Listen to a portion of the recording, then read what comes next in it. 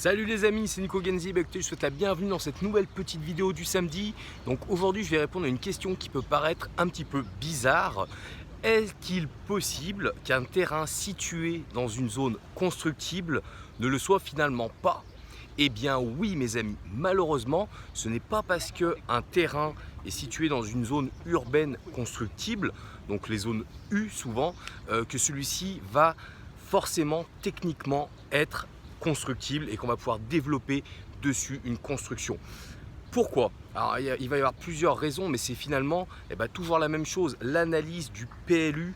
Donc voilà, sur Lyon-Sachant, ça devient le PLUH, ça peut être des PLA selon les communes, voire des POS selon où vous êtes situé en France, mais en fait les réglementations qui vont donner le là pour savoir ce qu'on peut ou non construire sur un terrain. Donc pourquoi celui-ci ne serait pas constructible? Il y a plusieurs raisons.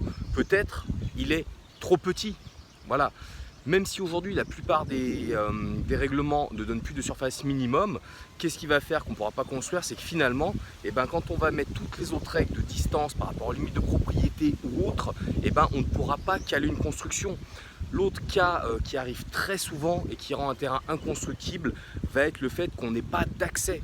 Voilà, qu'on n'ait pas l'accès minimal pour pouvoir desservir ce terrain. Donc voilà, lui rendre un accès pour les véhicules pour pouvoir construire une habitation, une construction dessus. Donc ça voilà, c'est quelque chose de basique.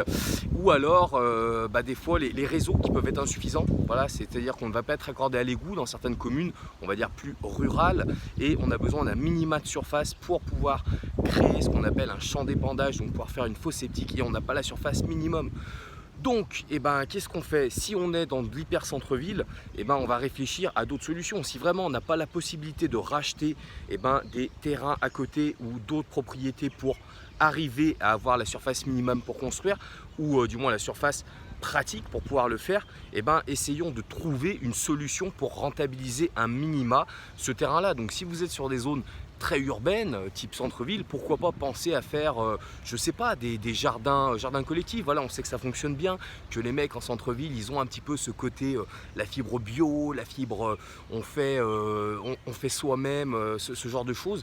Donc ça peut être sympa. Voilà, vous louez des mini parcelles de jardin en centre-ville, ça cartonnera. Donc voilà, si aujourd'hui vraiment votre terrain reste inconstructible, vous n'avez pas la solution pour créer les accès, pour le rendre constructible, réfléchissez à d'autres solutions pour pouvoir le rentabiliser. Donc voilà les amis, comme d'hab, n'hésitez pas à me dire en commentaire si la vidéo vous a plu, si vous avez des questions sur ce terme, les terrains constructibles, si ça vous parle.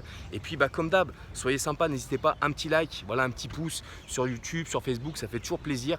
Et puis partagez autour de vous avec ceux à qui vous pensez que ce sera intéressant, qui s'intéressent à l'immobilier et à l'investissement en général. Dans tous les cas, moi je vous dis à très vite sur la prochaine vidéo. Salut les amis!